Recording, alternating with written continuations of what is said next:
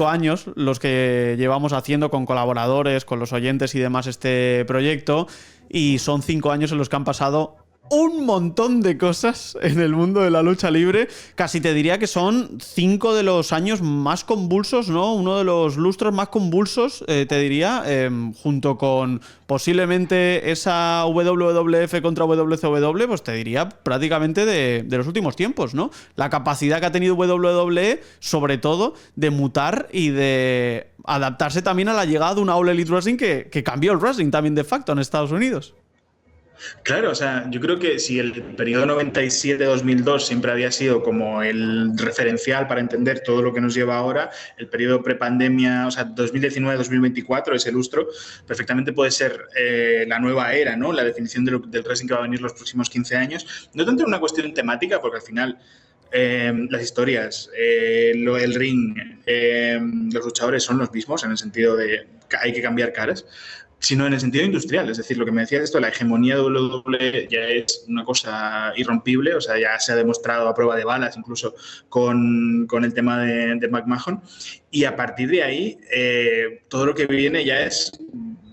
pensemos cosas chingonas, es un poco el de estos 5 años. Totalmente, totalmente. De hecho, te diría que All Elite Wrestling le da ese paso o ese pie a una WWE que cambie muchas cosas y que cambie para muy positivo, te diría, ¿no? Porque la realidad es que en 2019 WWE era un total y absoluto desastre. No sabías por dónde coger un producto que estaba no solo totalmente estancado, sino además casi te diría que era un clichesco, muchas veces hipersexualizado, a veces hiperabsurdo, y la realidad es que con la llegada evidentemente de Triple H en el 2022, sobre todo con ese cambio de paradigma que vimos también con NXT en su día, con la Black and Gold, y especialmente con la llegada de All Elite Wrestling, casi te diría que eso ha sido el impulso que necesitaba la industria de los Estados Unidos para crecer al siguiente nivel, porque sinceramente, viendo cifras, viendo números, viendo cómo está más bollante en los últimos tiempos, te diría que todo eso ha sido un caldo de cultivo para tener una de las mejores épocas a día de hoy, ¿no? Podríamos considerar del mundo del wrestling. Totalmente. Hay estos días un podcast con Orange Cassidy que está hablando de cómo le gustaría que AEW siguiera siendo un producto para todo el mundo. Y me parece muy acertado lo que dice, porque es un resumen muy, digamos, telegráfico de lo que le está pasando al wrestling ahora mismo, y es que ha aceptado que es un nicho. Como siempre, el wrestling adelanta a todo el mundo por la izquierda. En cuanto a temáticas, en cuanto a estar vivo, digamos, en el ideario cultural americano, y entonces ha aceptado que es nicho. Tony Khan en cierto momento quiso ser el rey del mundo y luego se dio cuenta de que no, que sus fans están en el nicho, que la gente a la que tiene que apelar es a la gente a la que le gusta el wrestling.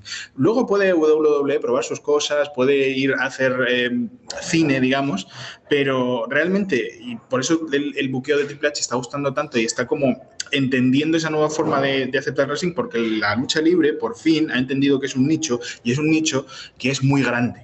No hace falta ir a buscar a gente fuera.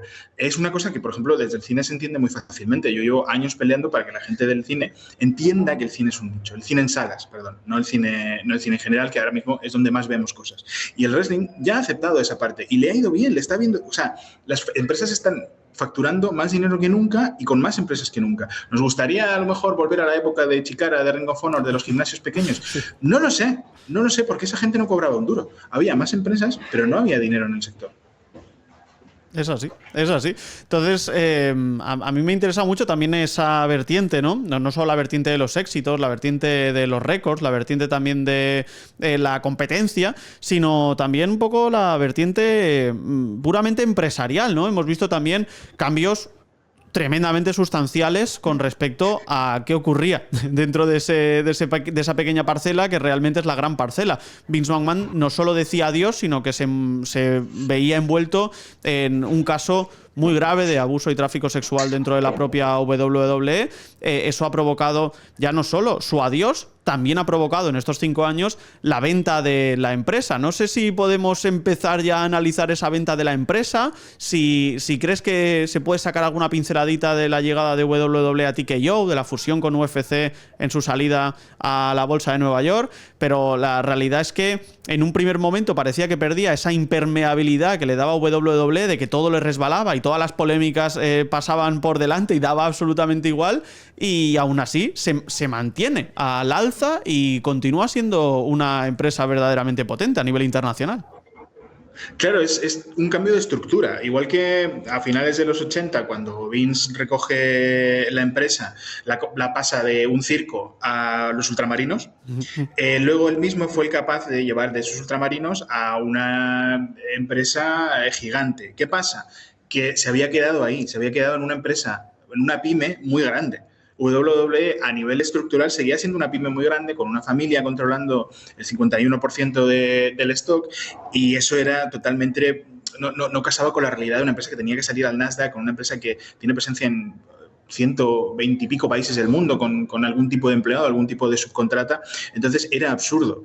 ¿Qué pasa con la llegada de TKO? Que esa empresa de ultramarinos familiar se ha convertido en una multinacional, con lo que implica también a nivel de mesas de ejecutivos. Es decir, cuando un ejecutivo la lía o hace algo negativo para la empresa, se va de aquí.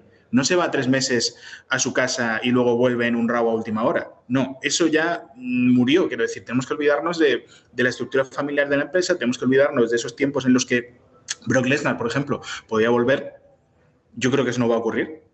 Yo creo que hay que o sea, nunca podemos decir nunca, sobre todo en casos de estos, y si en algún momento se limpia su nombre o si, digamos, el proceso judicial le exculpa de cualquier culpa, digamos, en todo el sistema de abusos y de tráfico sexual dentro de la empresa, puede ser.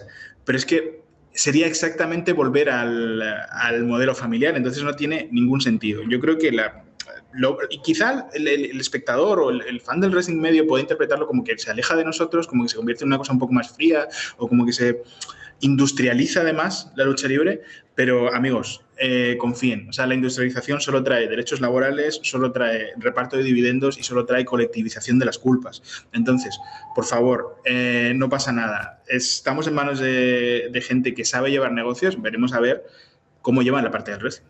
Sí, Tony Khan iba a decir, ¿no? Que yo creo que también sabe de qué va, o por lo menos ha descubierto de qué va el wrestling en este caso, pero yo quería hablar de Nick Khan, ¿no? Que creo que Vince McMahon puso también muy bien el ojo en quién iba a ser realmente su sucesor, porque muchas veces se hablaba de Stephanie, muchas veces se hablaba de Triple H, y creo que Stephanie podía llegar a estar preparada, pero se hablaba pues de ese mantenimiento de la sensación de empresa familiar que tú bien comentas, ¿no? Entonces se aparta de todo ello, Nick Khan llega desde fuera, ya les había ayudado en los acuerdos televisivos del año 2019 y llega aquí con una visión completamente de ganancias en ese sentido, ¿no? Él solo quiere ver las celdas del Excel en color verde.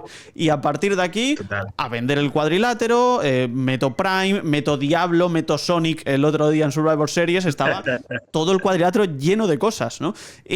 Pasa también en combates patrocinados, pasa también incluso en luchadores patrocinados, pasa en un montón de lados y a muchos niveles, ¿no?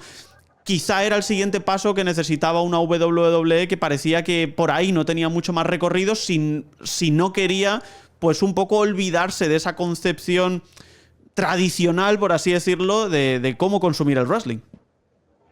Claro, además es un tipo con una visión teatral del wrestling también bastante interesante. No solo es esta persona fría que compra anuncios y hace que los hermanos Paul estén en boga, sino que, por ejemplo, me acuerdo perfectamente cuando negociando la vuelta, digamos, a los escenarios de Dwayne Johnson, de La Roca, hay un partido de los 49ers en el que Khan no solo deja caer que va a estar negociando ahí la vuelta con The Rock y cosas de contratos y demás, sino que hay una parte del prepartido en la que se lo lleva fuera para que lo vean las cámaras, poner la presión sobre The Rock y que a The Rock se le lleve en Twitter, se le lleve en Instagram, claro, de vuelve por favor, somos unos boomers que no aguantamos a Roman Reigns. Entonces, esa labor, digamos, teatral del negocio, o sea, es mentalidad de tiburón. Yo sé que está mal hacer apología de la mentalidad de tiburón, pero es que Nick Khan lo es, y lo es en un buen sentido hasta que se demuestre lo contrario. La empresa solo ha ido mejor. bajo sus decisiones y las de Triple H. Es un producto, me da igual incluso si más consumible o no, o más consumido o no, pero es un producto mejor, más empacado, hay una idea, hay un sitio al que ir. Luego puedes estar de acuerdo, no te puede gustar, pueden llegar los usos en la WrestleMania última y hacer un combate lamentable, voy a volver a decirlo, el peor combate de, por lo menos este siglo, en la WrestleMania, pero no pasa nada, quiero decir, eso son cosas que pueden ocurrir, son cosas que de repente se te puede lesionar una estrella, CM Punk puede hacer un retorno de la leche y estar fuera por cosas de salud, pero las ideas y, digamos, el rumbo está claro, todos sabemos de dónde van, todos sabemos qué quieren conseguir y todos sabemos que de momento lo están haciendo.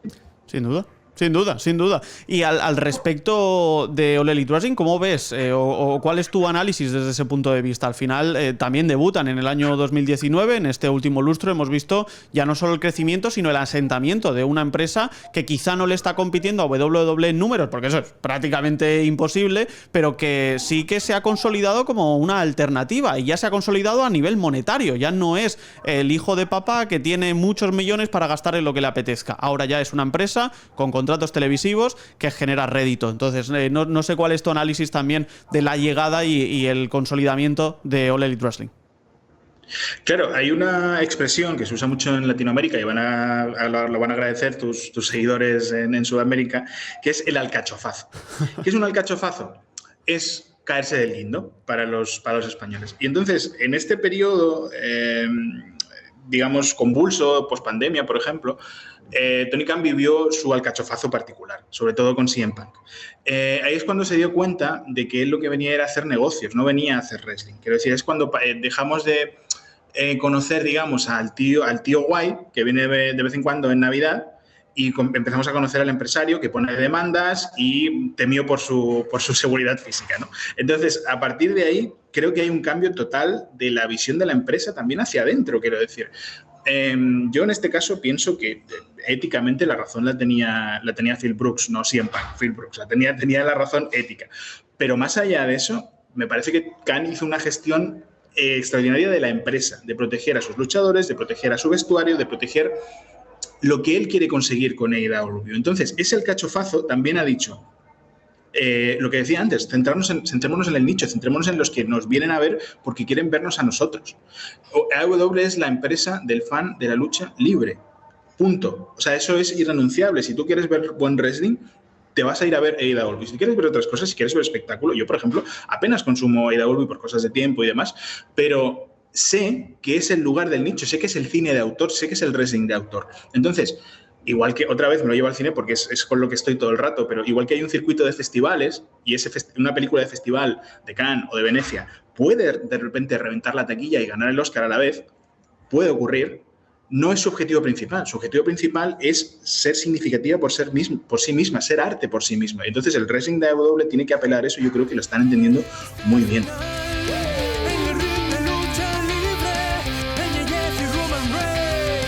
Me esperan sin percatarse.